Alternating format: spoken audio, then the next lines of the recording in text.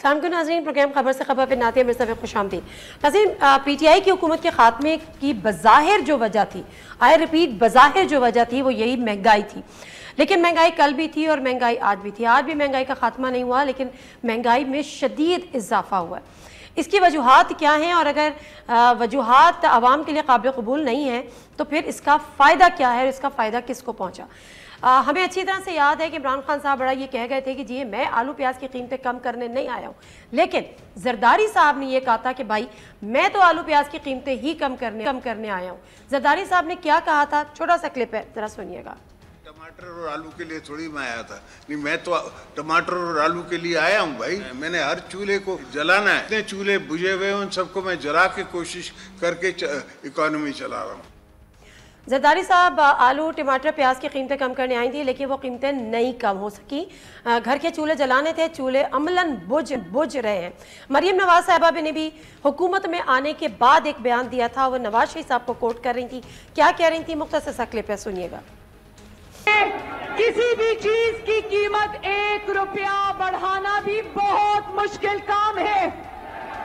नवाज शरीफ कहता है, शहबाज शरीफ कहता है कि जब मुझे 1 रुपया भी पर लीटर बढ़ाना पड़ता है तो मेरे दिल पर क़यामत गुजरती है। नवाज शरीफ कहता है हुकूमत छोड़ दूंगा लेकिन अपने लोगों पर बोझ नहीं डालूंगा।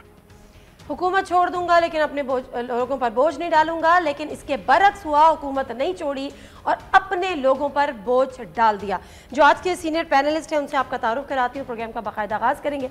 इस्लामाबाद स्टूडियोज़ में हमारे साथ तशरीफ़ रखते हैं सेनेटर मौला बख्श चांडिया साहब, सीनियर रहनुमा है पाकिस्तान पीपल्स पार्टी के। अस्सलाम वालेकुम चांडिया साहब, बहुत शुक्रिया जी आपके टाइम का। सेनेटर डॉक्टर आसिफ किरवानी साहब, सीनियर रहनुमा PMLN के। अस्सलाम वालेकुम डॉक्टर साहब, thank you very much for your time as well. Senator Aun Abbas Bappi साहब, रहनुमा तहरीक इंसाफ के। अस्सलाम वालेकुम ओन अब्बास बप्पी साहब, बहुत बहुत शुक्रिया आपके टाइम का भी। आज वैसे सेनेट का इजलास लग रहा है क्योंकि तीनों सेनेटर्स हमारे साथ इस प्रोग्राम में मौजूद हैं। अच्छा, इससे पहले कि मैं अपने मेहमानों से सवाल करूं, वो सवाल जो आज अपने मेहमानों से करने हैं वो आपके सामने रख देती हूं। सवाल नंबर 1 जो आज हमने अपने प्रोग्राम में जानना है, जिसके जवाब मुल्क में माशी इस्तेहकाम सियासी इस्तेहकाम से मशरूत है, इसका हल क्या है। हुकूमत के मुश्किल फैसले सरकार बदला अवाम से क्यों ले रही है। महंगाई थी और महंगाई है, तो PTI की हुकूमत के खात्मे की आखिर वजह क्या बनी। इमरान खान के पास अब ऑप्शंस क्या है, लॉन्ग मार्च या सिर्फ और सिर्फ एहतजाज। क्या बजट के बाद असेंबलीज तहलील हो सकती हैं। आखिरी हुकूमत में शामिल जमातें सख्त फैसलों के साथ अवाम में कैसे जाएंगी। मौला बख्श चांडिया साहब, आपसे बात का आगाज़ कर लेती हूँ। ये सारी चीज़ें आपने सुनी, सर ये फैसले अवामी फैसले तो नहीं है, अवामी रद्द अमल इस पे आएगा। वो कौन सी मजबूरियाँ थी जो इतने सख्त फैसले हो गए, और अगर हो गए तो फिर इस हुकूमत में और पिछली हुकूमत में क्या फ़र्क रह गया। देखिए, मैं बहुत सारी बातों को नहीं जानता हूँ, लेकिन जो बज़ाहिर सूरत हाल है वो यही है। जैसे आज तरीन साहब कह रहे थे, आज जमायत इस्लामी के साहब कह रहे थे, भाई आपको पता था इस बहरान का, फिर हुकूमत ली क्यों। कह तो सही रहते, नहीं सही कह रहे हैं। अच्छा, अगर कौमी रहनुमा, कौमी सियासतदान कौमों के बहरान से डर के भाग जाएंगे, सूरत हाल ठीक करने के लिए मैदान में नहीं उतरेंगे, फिर ठीक कौन करेगा। अच्छा। पुलिस, डॉक्टर, वकील, ऐसे तो नहीं होगा। सियासतदानों को आगे आना चाहिए। क्या भी बहरान है, बड़े मुल्कों में बहरान है, फिर क़यादतें भाग जाती कि जहाज में बैठकर। सर ये बिल्कुल ऐसा लग रहा है जैसे मैं PTI के किसी बंदे से बात कर रही हूँ आज से 3 महीने पहले। सर वो भी तो यही कहते थे कि आलमी बहरान है, इंटरनेशनल प्राइसेस ज़्यादा है। मैंने नहीं कहा ऐसा, मैं कॉपी नहीं करता हूँ PTI की। मैं PTI की सियासत से मुतफिक नहीं हूँ, और ख़ास तौर पर नहीं, मैं ऐसा नहीं कह रहा हूँ। मैं कह रहा हूँ अगर कौमी क़यादतें कौमों के बहरानों से भागेंगी तो मसाइल हल कौन करेगा। हमें भागना, आज जमात इस्लामी के दोस्त ने बड़ी तकरीर की है, धुआंधार, तो फिर ली क्यों। मैंने कहा यार ये दरवेश है, इसलिए तो यहाँ पर बैठे हैं, इसलिए तो बैठे हैं। कौम समझती है ये बोझ उठाने के काबिल नहीं है, उनको बोझ देते ही नहीं है। हम ये कहते हैं ये बहरान है, लेकिन इस बहरान को हल तो करना पड़ेगा ना, आना तो पड़ेगा ना, डर के भागे कहाँ। और ये बहरान कोई, और आज बड़े अच्छे हैं, मुझे बड़ा अच्छा लगा, PTI के ही वो अफसर थे शबर जैदी साहब, बहुत अच्छा बोले हैं। उन्होंने तो बेड़ा गर्क कर दिया, बोला सच की बात है, लेकिन बेड़ा गर्क कर दिया इस हुकूमत के मौक़िफ़ का। जो कहते हैं हम अच्छे थे, पीपल्स पार्टी ने किया है, नून लीग ने, शबर साहब ने बड़ा अच्छा कहा, ठीक है, कहा ना ये कसूर पीटीआई का है ना अपोजिशन का है। ये 40 साल से जो मुल्क में बहरान रहे ये उनका तसलसल है। चले बिल्कुल ठीक फरमा रहे हैं आप, और हो सकता है आपकी बात बिल्कुल दुरुस्त हो, लेकिन जो थोड़े से हक़ाइक़ हैं वो थोड़े से मुख्तलिफ भी हैं। डॉक्टर किरमानी साहब, मूडीज़ की एक रिपोर्ट आती है, मूडीज़ ने पाकिस्तान के आउटलुक को बैरूनी माशी खतरात और सियासी खतरात की वजह से माशी मुस्तकबिल पर गैर यकीनी सूरत हाल की वजह से मुस्तहकम से मनफी कर दिया है। अच्छा, उसके साथ साथ बोला है सर मूडीज़ की रिपोर्ट है, मूडीज़ की रिपोर्ट है। उसके बाद पाकिस्तान जीडीपी वर्ल्ड बैंक की एक रिपोर्ट आती है और वो कहते हैं कि पाकिस्तान का 2022 के दौरान पाकिस्तान के शरह नमू 4.3% रहने का इम्कान है। रिपोर्ट के मुताबिक, सर ये मेरी रिपोर्ट नहीं है, ये वर्ल्ड बैंक की रिपोर्ट है, वो कहते हैं कि पाकिस्तान की शरह नमू 5.6% रही। तो सर अब मुझे वो बहरान बताइए जिसमें पेट्रोल भी सस्ता था कंपैरेटिवली, जिसमें डॉलर भी सस्ता था कंपैरेटिवली, अवाम पे महंगाई का बोझ भी नहीं डाला जा रहा था कंपैरेटिवली, जो आपने कर दिया। तो फिर सर ये यही करने आए थे तो ना आते? अवाम कहती है, मैं नहीं। अभी तो आप कह रहे हैं, अभी तो आप कह रहे हैं। इजाज़त है जी सर जी, प्लीज़। बिस्मिल्लाहिर्रहमानिर्रहीम। शुक्रिया नादिया बीबी। मेरी सिर्फ एक गुजारिश होगी कि मुझे ज़रा तसल्ली से 2 मिनट बात करने दें। बेशक बाकी सेगमेंट में आप मुझे बहुत कम वक्त दीजिएगा, चूँकि आपने काफ़ी सवालात जो से हैं वो उठा दिए हैं जिनका जवाब आधे मिनट में नहीं दिया जा सकता, तो ये मेरी गुजारिश है। अर्ज़ मैं ये करना चाहता हूँ कि 2013 से लेकर 2018 तक यही पाकिस्तान था, यही अवाम थे और महंगाई भी कंट्रोल में थी। नवाज़ शरीफ साहब की हुकूमत ने 2015-16 में गालबन हमने बड़ी कामयाबी से IMF के प्रोग्राम को खुदा हाफिज़ कह दिया था, कंप्लीट कर लिया था। उसके बाद आपको पता है डॉलर का भी क्या रेट था, मैं एक रिपीट नहीं करना चाहता, 105-6 पे डॉलर था जब नवाज़ शरीफ साहब की गवर्नमेंट थी। उसके बाद पेट्रोल 70 पे था, आटा 30 रुपये का था, चीनी 52 रुपये की थी। ये सब आपको हक़ाइक़ मालूम है। गुजारिश ये है कि क्या हुआ आखिर ये 3.5-4 सालों में कि जो एक अच्छा भला चल रहा था सिलसिला, उसमें क्राइसिस पैदा किया। क्या? पहली बात। नंबर 2 कि देखिए आज ये बात कर रहे हैं मेरे मोहतरम दोस्त जो हैं PTI वाले कि जी, और आपने भी ये कहा, आपने हमें कटहरे में खड़ा कर दिया, ज़रूर होना चाहिए क्योंकि अब जिम्मेदारी हमारी है, अब हमारी जिम्मेदारी है। लेकिन मुझे ये बताइए कि 3.5-4 साल की जो ख़राबी थी वो मुझे बताइए 2 हफ्तों में, 2 महीनों में ठीक हो सकती है? नंबर 1, क्या हम लोग थे जो IMF के साथ जो मुआहदा किया था उस मुआहदे की खिलाफ वर्जी करते हुए किसने कीमतें कम की? ये इमरान खान साहब और IMF के दरमियान मुआहदा नहीं था, ये गवर्नमेंट ऑफ पाकिस्तान और IMF के दरमियान मुआहदा था जिसको वो पाबंद करने के, ऑनर करने के पाबंद थे। और उसके बाद शुरू में तो ये IMF के पास गए नहीं, फिर जब गए और लेट हो चुके थे, फिर उनकी टर्म्स और कंडीशंस पे इन्होंने उनसे बात की और फिर 4 वज़राए ख़जाना भी तब्दील किए गए। Now coming back to current. और उसके बाद ये भी मेरा सवाल बनता है कि हमें ये ताना दिया जाता है इम्पोर्टेड हुकूमत। क्या हमारी हुकूमत ने स्टेट बैंक जौन सा था वो IMF के गिरवी रखा था? क्या हमने ये कहा था कि स्टेट बैंक जौन सा है वो IMF को दे दिया जाए? गुजारिश ये है, और यहाँ मैं आपको एक अर्ज़ करता चलूँ और बड़ी एक इम्पॉर्टेंट बात कि आज ही मैं पढ़ रहा था कि इंडिया में, भारत में जो कि फाउंडर मेंबर भारत था IMF का 1945-46 में, उसने 1993 में बड़ी कामयाबी से अपना प्रोग्राम कंप्लीट किया। कंप्लीट करने के बाद 31 मई 2000 में, ये नेबर है हमारा, उसने IMF को खुदा हाफिज कह दिया, अब कोई माली असिस्टेंस नहीं ले रहा। क्यों? क्यों कि वहाँ एक पॉलिटिकल स्टेबिलिटी थी। यहाँ तो 2013 से हमें काम न करने दिया गया। और दूसरी बात, जहाँ तक हुकूमत की तब्दीली की बात है, सियासी इस्तेहकाम की बात की आपने, तो देखिए इनके इत्तेहादी तो खुद इनको छोड़ गए थे।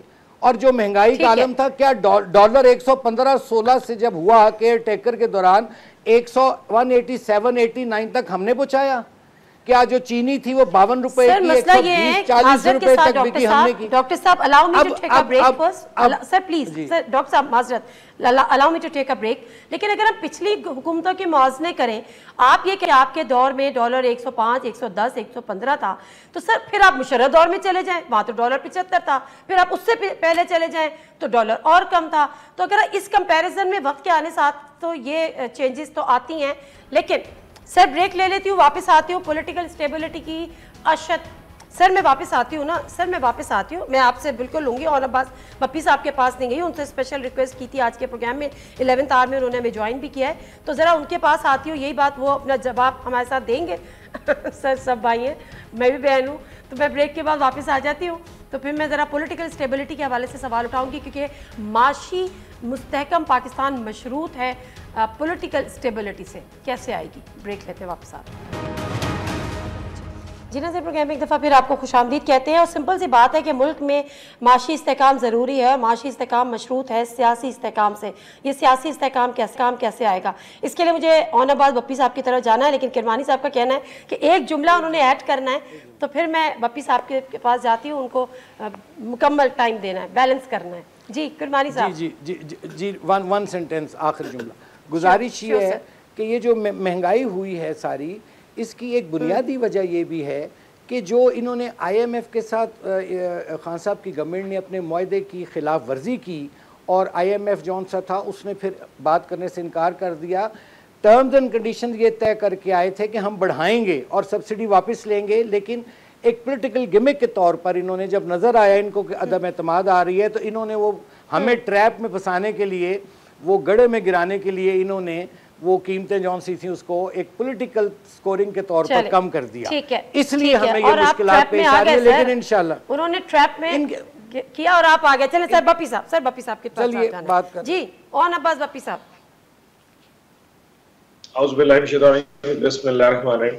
बीबी मेरा सवाल ये है कि आज से तकरीबन 1 साल पहले मरियम नवाज शरीफ और बिलाल भुट्टो जरदारी एक कैंपेन स्टार्ट कर रहे थे जिसको महंगाई मार्च कहते थे।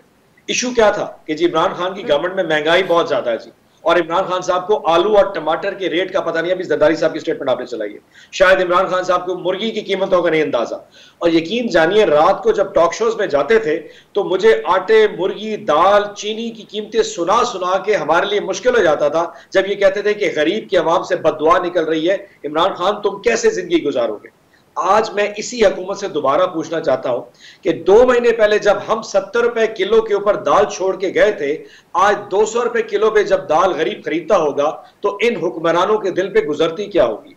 150 रुपए लीटर जब हम तेल छोड़ के गए थे, आज 210 रुपए पे जब वो पेट्रोल खरीदता होगा तो क्या उसके दिल से बद्दुआएं नहीं निकलती होंगी। हम 450 रुपए किलो घी छोड़ के गए थे, आज 710 रुपए किलो घी जब गरीब खरीदता है तो क्या उसके दिल से बद्दुआएं नहीं गुजरती होंगी। और तो जो सबसे इंपॉर्टेंट चीज है, हम 8 रुपए यूनिट के ऊपर बिजली छोड़ के गए थे, आज 24 रुपए का 1 यूनिट है। क्या उस वक्त गरीब के दिल से बद्दुआएं नहीं निकलती। मैं तो हैरान हूं इन हुक्मरानों की जो सिर्फ हमारे खिलाफ चार्जशीट से महंगाई लेके आए थे, और आज जिस किस्म महंगाई का तूफान है, मैं समझता हूं जो बद्दुआएं और जो एहसासात इस वक्त गरीब के दिल से निकल रहे हैं, ये लोग सोते कैसे होंगे। इनमें से शायद जितने हुक्मरान हैं, किसी को भी इन तमाम चीजों जो मैंने आपको रेट बताया, किसी एक चीज की कीमत का इदराक कोई नहीं होगा। लेकिन क्योंकि मुफ्त में तेल मिल रहा है, मुफ्त में पेट्रोल कार्ड्स मिले हुए, हुकूमत में सारे बैठे हैं, 4 दौरे कर चुके हैं इस वक्त 40 दिन के अंदर, सिर्फ बीबी 17 करोड़ के इश्तिहार तुर्की के दौरे पे लगा दिए हैं। आप ना लगाते इश्तिहार, यही चीनी सस्ती कर देते, दाल सस्ती कर देते। आखिर ऐसी कौन सी तकलीफ थी कि तुर्की के दौरे के लिए 17 करोड़, और दौरे पे जो खर्चा है उसका अंदाजा नहीं है। सलमान शहबाज शरीफ लंदन से बकायदा तुर्की का दौरा करने के लिए आया है, सरकारी वफ्द का हिस्सा बन के। ऐसे हुक्मरान अगर होंगे तो बीबी हुकूमत चल नहीं सकती। इसे शायद इमरान खान की ऑपोजिशन नहीं चाहिए, ये गरीब की बददुआ से गिर जाएगी। सो हैविंग सेड दैट, हमारे खिलाफ जो चार्जशीट थी आज इनके खिलाफ है, और मैं हैरान हूं अपनी ऑपोजिशन की, वो जो हमारी एलाइज की पार्टी थी, बाप पार्टी, MQM, जो हमारे खिलाफ महंगाई का रोना दे, आज उनके एहसासात क्या है। मैं तो आज सेनेट में उनकी शक्लें देख रहा था कि आओ उठ के आप इस तरफ आ जाओ अगर महंगाई है। सो हमारा ये बात आपकी बिल्कुल दुरुस्त है, ये बात आपकी बिल्कुल दुरुस्त है। लेकिन मौला बख्श चांदियो साहब बड़े एहतराम से ये जो महंगाई वाली चार्जशीट थी, एक महंगाई मुकाओ मार्च निकली थी जिसका नवाज भप्पी साहब ने भी जिक्र किया, फिर एक बिलावल भुट्टो जरदारी साहब ने भी एक लॉन्ग मार्च की थी, और मुझे अच्छी तरह याद है क्योंकि लॉन्ग मार्च हम कवर कर रहे थे, हम उनके ट्रक पे भी उनके साथ थे। जब ये पेट्रोल की कीमतें उसी दौरान इमरान खान साहब ने कम की तो मुबारकबादें दी गई उसी ट्रक कंटेनर के ऊपर से कि देखिए जी हमारे प्रेशर की वजह से, और बड़ा खुशी से सेलिब्रेट किया कि हमारे प्रेशर की वजह से इमरान खान साहब ने कीमतें कम की, उसका क्रेडिट लिया। और आज उसी इक़दाम को कोसा जा रहा है कि इमरान खान साहब ने हमें ट्रैप कर दिया। देखिए बीबी, मैं बताऊँ आपको, मैं एक सियासी कारकुन हूँ और बड़ा सरगर्म कारकुन हूँ पार्टी का, और थोड़ा बहुत समझता भी हूँ चीज़ों को भी, बहुत समझते हैं, अखबारें पढ़ता हूँ, आपको सुनता हूँ। ये जो बातें ओल भाई कर रहे थे ना, ये आम दरवेश लोग हैं, उन पर तो हो सकता है असर करे, लेकिन सियासी कारकुनों पर थोड़ी समझदार आदमी पर आपकी बात असर नहीं करेगी। वो सब समझते हैं ये बेड़ा गर्क आप कर गए हैं, ये तसलसल सारी पॉलिसियों का है। आपने 3.5 साल, पौने 4 साल गड्ढे खोदे इस मुल्क में, वो बस 2 महीने पूरे हो जाएंगे, ऐसा नहीं है। आप अपनी जान छुड़ाने के लिए जिम्मेदारी आयद कर रहे हैं हुकूमत में, भले करें, आपको हक है, आपको सियासत करनी है, लेकिन मैं आपको कह रहा हूँ पाकिस्तान के मसाइल का हल सिर्फ यही है कि आप अपनी अना को छोड़ें, झूठी अना को छोड़ें। आप लोग सब सर जोड़ कर बैठे, पाकिस्तान के तमाम सियासतदान और तमाम कौमी रहनुमा बैठकर मसले का हल ढूंढें। ये क्या है, एक दूसरे आप दूसरी जमात को गालियाँ देते फिरते हैं, हुकूमत में तो भी गालियाँ दें, अपोजिशन में तो भी गालियाँ दें, गालियों के सिवा आपके पास कुछ है? आपके नहीं, उनको मैं नहीं कह रहा, और तो बड़ा शाइस्ता नौजवान है, मैं वजीर आपके कायद को कह रहा हूँ, साबिक चले जो भी है, लेकिन मैं कहता हूँ हमें बात करनी चाहिए। हम पार्लियामेंट से भाग रहे हैं, पार्लियामेंट से हमारी जान जा रही है, अपोजिशन से बात करने को हम समझते हैं कि हमारे निकाह टूट जाएंगे, तो कैसे मामला चलेंगे आप समझाएं। तो इनके इस्तीफों का फिर क्या करना है? कौन से इस्तीफा जो पीटीआई ने दिए? तो चेयरमैन स्पीकर जाने, वो जाने में मेरा अख्तियार नहीं है। इन्होंने दिए क्यों हैं? तो इतनी सारी नहीं, कोई नहीं, इतनी सारी तादाद में एमएनए हैं, भाग गए। आपको मुल्क को बहरान से निकालना चाहिए। आप मरकर भी हुकूमत में रहेंगे, लोग मर रहे थे, आप हुकूमत, कोई बात नहीं, हुकूमत आप इस बेंचों में आकर बैठ जाए। मुल्क को बहरान से निकालना है ना, मुल्क को बहरान से निकालना है, लेकिन फिलहाल अवाम के लिए आप लोगों के पास क्या है सर? अवाम अभी देखिए शदीद परेशान है, मतलब पता नहीं, अल्लाह ना करे, अल्लाह ना करे, लेकिन आने वाले दिनों में आप खुद खुशियों की खबरें सुन रहे होंगे। इससे भी शदीद हो सकता है, लेकिन जब आप सब जिनका बहरान निभाना, पूरा करना जिनकी जिम्मेदारी है, वो लोग अगर कौम के रहबरान मिलकर नहीं बैठेंगे तो मसला हल नहीं होगा। लेकिन आप जो मिलके बैठे मसले का हल निकालें, जरूर होगा, लेकिन आप जो फौरन कह रही हैं, आप जो फौरन बात कह रही हैं, उसका मैं नहीं समझता हूँ। ये वो मुआहदे करके गए जिसे पूरे मुल्क को गिरवी रख के चले गए। अब ये उनके मुआहदों की वजह से कीमत तो हमें उनका गंद था तो उन्हीं को साफ करने देते। ये नहीं हो सकता है, ये नहीं हो सकता, ये गैर सियासी बात है। चलें, ये गैर सियासी बात है, जिसका गंद होगा वो खुद साफ ना करे, दूसरे आके करेंगे। ये नहीं, मैं ऐसे नहीं कह रहा। अच्छा, मुल्क को बहरान से निकालने के लिए लोगों ये आपकी बात सर आना पड़ता है कि मिल बैठना पड़ेगा। बेशक, बिल्कुल मिल बैठना पड़ेगा, सियासी हल निकालना पड़ेगा माशी इस्तेहकाम के लिए, ऐसी बात और सियासी इस्तेहकाम के लिए बैठना तो पड़ेगा। पाकिस्तान मुतामिल नहीं हो सकता पॉलिटिकल इंस्टेबिलिटी का। जो मूडीज की जो रिपोर्ट है उसमें भी उन्होंने अगर ये बातें की हैं, पाकिस्तान को नेगेटिव उसमें इनपुट में, आउटलुक में डाला है, उसकी वजह भी उन्होंने पॉलिटिकल इनस्टेबिलिटी, इकोनॉमिक इनस्टेबिलिटी बताई है। मुख्तसर साहब ब्रेक ले लेती हूँ, ब्रेक से आपसे आती हूँ। बात जाननी है डॉक्टर किरमानी साहब से पूछेंगे कि क्या सिर्फ महंगाई ही चार्जशीट थी पीटीआई हुकूमत के खिलाफ, या इसके अलावा भी कुछ और था जिसकी पर्दादारी है? ब्रेक लेते हैं, वापस आते हैं। जिन्हें से प्रोग्राम में एक दफ़ा फिर आपको खुशामदीद कहते हैं, जहाँ पर बात कर रहे हैं कि इकोनॉमिक स्टेबिलिटी की, पॉलिटिकल स्टेबिलिटी की, तो फिर यहाँ पे कंटिन्यूटी की भी बड़ी इंपॉर्टेंस है, गवर्नमेंट्स की कंटिन्यूटी की या पॉलिसीज़ की कंटिन्यूटी की। आज शौकत तरीन साहब जो कि वफाकी वज़ीर ख़जाना भी थे पिछली हुकूमत में, उन्होंने सैनेट में एक बड़ी इंपॉर्टेंट बात की, वो ज़रा छोटा सा क्लिप है, सुन लीजिएगा, फिर किरमानी साहब के लिए सवाल छोड़ के गई थी, वहीं से वापस कंटिन्यू करेंगे।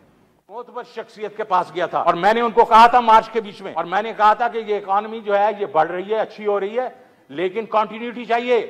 आप कंटिन्यूटी नहीं देंगे तो ये बिखर जाएगी, और मेरी वो प्रोफेसी बिल्कुल सही साबित हुई है। आप देखेंगे कि इकॉनमी जो है is in a tail spin now. जी किरमानी साहब, ये मोतबर शख्स है जिनका मेरा ख्याल है ये उन्हीं का जिक्र कर रहे हैं जिनसे आप श्योरिटी मांग रहे थे कि जी आप लोग हमें श्योरिटी दें, नेशनल सिक्योरिटी की मीटिंग करें तो फिर हम प्राइस बढ़ाएंगे। तो सर ये कंटिन्यूटी पॉलिसीज की ज़रूरी है आपकी नज़र में इस बुरान से बचने के लिए? किरमानी साहब देखिए, मैं इस जो सवाल के जवाब से पहले मैं ये अर्ज़ करना चाहूँगा कि मैं चांडियो साहब ने जो ये बात कही है यहाँ कि डायलॉग होना चाहिए, बात होनी चाहिए, मैं उसकी मुकम्मल तायीद करता हूँ। इस वक्त पाकिस्तान में पोलराइजेशन इतनी बढ़ चुकी है, नफ़रतें बढ़ चुकी हैं सियासत में, इनमें कमी आनी चाहिए।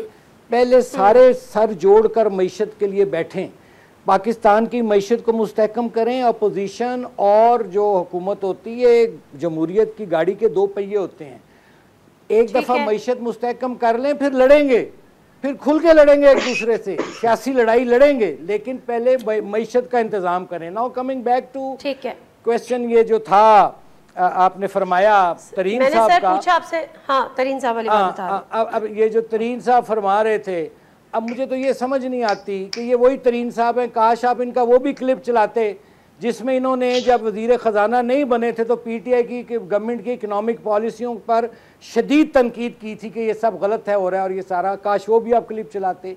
देखिए, इस वक्त पाकिस्तान को एक अमन की ज़रूरत है, सियासी इस्तेहकाम की ज़रूरत है, लीडरशिप की ज़रूरत है और कलेक्टिव विजडम और कलेक्टिव लीडरशिप की ज़रूरत है। इसकी मैं मिसाल आपको देता हूँ। सेकेंड वर्ल्ड वॉर में आपको याद होगा कि फ्रांस तक आ गया था हिटलर, और जब के इसको कहते हैं उस वक्त Chamberlain was the prime minister of UK, great Britain, वो नहीं फेस कर सका तो फिर उसको चर्चिल को लाया गया and Churchill then stood up और उसने वो हिटलर को फिर घुसने नहीं दिया इंग्लैंड में।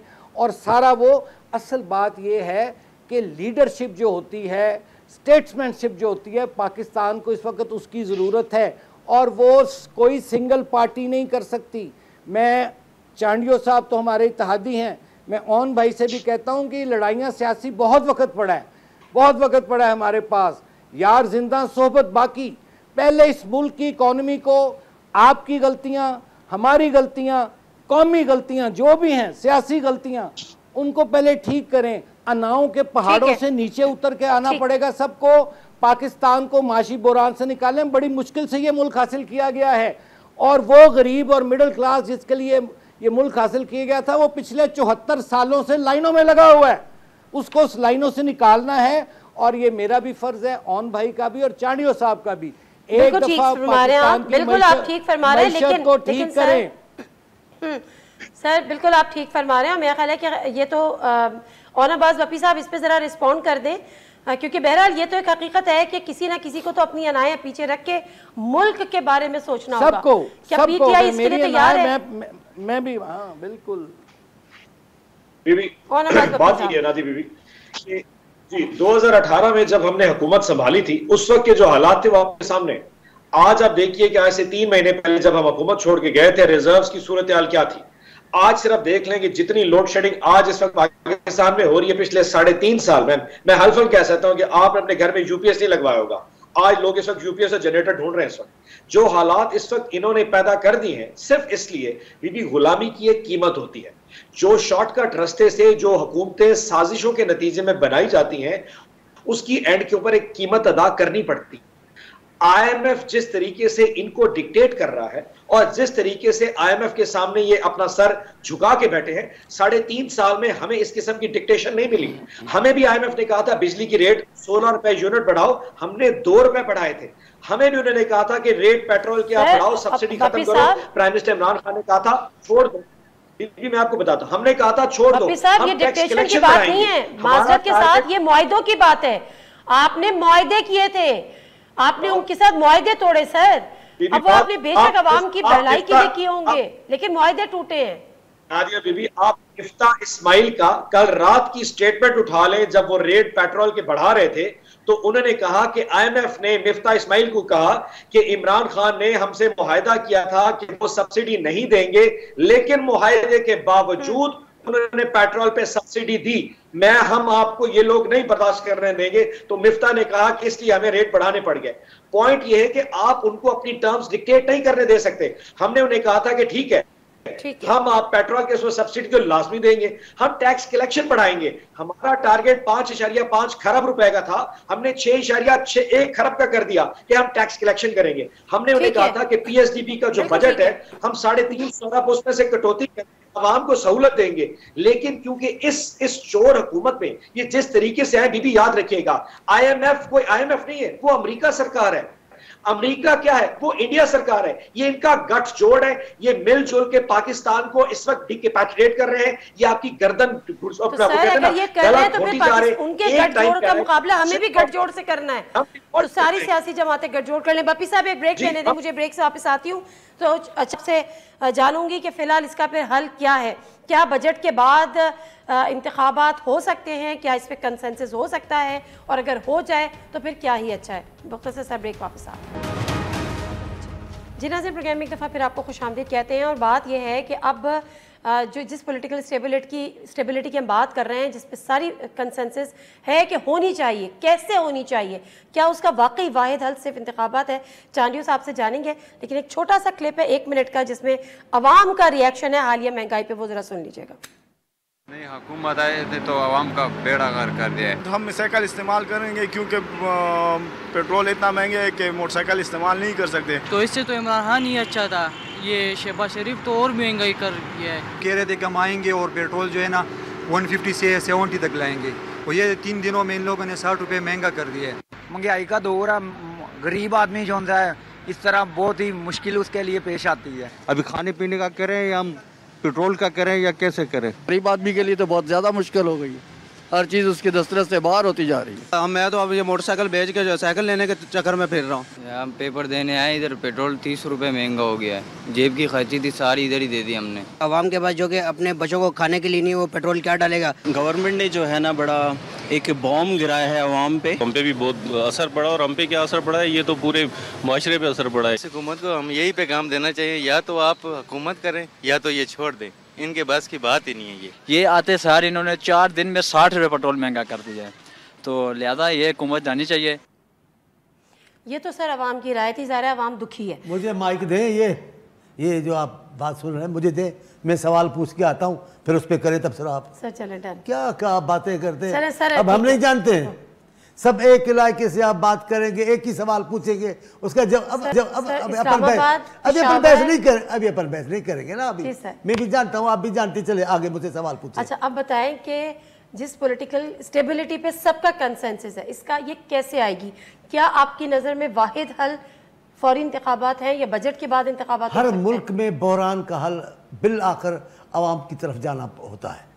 हमें भी आवाम की तरफ जाना होगा, इसमें कोई शक शुबा नहीं है। लेकिन हमें जो ये माहौल बना के चले गए हैं खान साहब, बादशाह तस्वर में लाए, खिलाफत बनने की कोशिश की और मैं बस ये अमीरुल मोमिनीन बनकर बैठूंगा, ये जो बातें ये मुमकिन नहीं थी। वो फैसले कर गए जिन्होंने सबको घबरा दिया, डरा दिया है। अना छोड़ें हुक्मरानों को भी, मैं अपनी पार्टी के सब दोस्तों कहता हूँ, लेकिन मैं अपनी ज़ाती तो अपनी पार्टी उसमें ना नहीं है। वो कौम के लिए आगे जाना, पीछे जाना, झुक जाना, इसमें कोई बुरी बात हम नहीं समझते, क्योंकि हम तो पाकिस्तान के लिए मर जाना सीखे हैं, हम तो आवाम के लिए कुर्बान हो जाना सीखे। हमें इस पे नहीं है, लेकिन अना इनको छोड़े।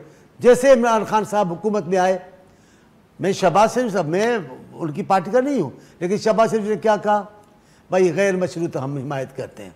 मेरे चेयरमैन ने क्या कदम बढ़ाओ, इमरान खान, बिल्कुल सही है। इन्होंने नतीजा क्या दिया, जज्बा देते ना। अब ये और भाई बड़ी अच्छी बातें करते हैं। अब ये IMF छोड़े, IMF को मैं 4-5 मुतालब वायदे आपके याद दिलाता हूँ, इतने खसीस वायदे बताया, इनमें से आपके चेयरमैन ने क्या पूरा किया। इन्होंने कहा प्राइम मिनिस्टर हाउस में एक इदारा बनाऊंगा, और भाई पूछ के बताओ अभी फ़ोन पे अपने कायद से कौन सा इदारा बनाए प्राइम मिनिस्टर हाउस में। इन्होंने कहा मैं वजीर आला हाउस, इसके गवर्नर हाउस गिरा दूंगा। आप बताएं पाकिस्तान के किस सूबे में गवर्नर हाउस आपने गिराए? आपने कहा प्रोटोकॉल हम खत्म करेंगे, हर किसी को पीछे लगाते थे प्रोटोकॉल। आज आपने किसका प्रोटोकॉल खत्म कर दिया है? आप बताएं आपने किया क्या है? आपने खैरात की रोटियां चलाने शुरू की, कहाँ भूख खत्म कर सके आप? ऐसा नहीं होता, सियासी बातें ना करें, पाकिस्तान को बहरान से निकालने का सोचें। इसमें इदारे भी हैं, अवाम भी है, सियासी पार्टियां भी हैं, हुकूमत में भी अपोजिशन भी है। बिल्कुल ठीक है। बापी साहब, वन लाइनर प्लीज। सिंपल से एक सवाल पूछ लेता हूँ, चाणिया साहब मेरे सीनियर हैं, सिर्फ ये बता दें आज अवाम किसका गिरबान छोड़ देते? चले चाणिया साहब ये छोड़ देते हैं कि सर ये सारी चीजें छोड़ देते हैं। इमरान खान का, सिर्फ इमरान खान का, अगर इमरान खान का और इमरान खान का वो कह रहे हैं आज इमरान खान का गिरबान पकड़े हम, इसलिए कि जिस किस्म की जिस किस्म की और मियां जिस किस्म की सियासत शुरू की है आपके लीडर ने, ये मुल्क के बखे उधेड़ देगा। आए होते ना, मैं चाणिया साहब से सवाल, अगर आप आवाम के वोट से आए होते तो आज देखिए या तो इनके दौर में आपको पता है इनके दौर में महंगाई ना होती फिर तो ये दावा कर सकते थे। इनके दौर में महंगाई भी हुई है, इन्होंने पाकिस्तान को अनगवर्नेबल किया है। हमें अब सबको मिलके चाहिए, मेरी यही इस्तदा है कि तमाम कौमी लीडरशिप बैठे और इसको गवर्नेबल बनाएं, लिवेबल बनाएं। नवाज वफी साहब, चाणिया साहब, आपका भी शुक्रिया। प्रोग्राम से नाते मिर्जा को इजाजत दीजिए, अल्लाह हाफ़िज़। हर जुम्मे से इतवार अपने पसंदीदा प्रोग्राम खबर से खबर को यूट्यूब चैनल पर देखने के लिए डॉन न्यूज़ के ऑफिशियल यूट्यूब चैनल पर आएं, सब्सक्राइब करें और बेल आइकन भी प्रेस करें।